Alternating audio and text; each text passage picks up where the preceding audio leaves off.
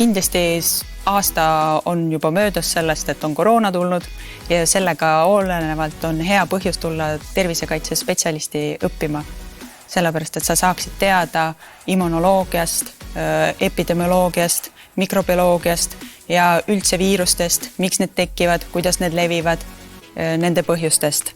Kindlasti saame teadmised tervest keskkonnast ja tervest inimesest, aga erinevatest põhjustest, mille tõttu tervis ja tervislik keskkond inimest mõjutab. Tervisekaitse spetsialist saab minna edasi õppima magistrisse.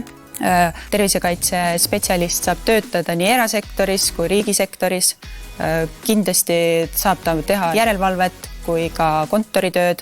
Ka meie käime praegu juba praktikal tervisehoiutööd tegemas, ütleme inimestele COVID-i teateid teavitamas, et see on väga huvitav ja põnev töö.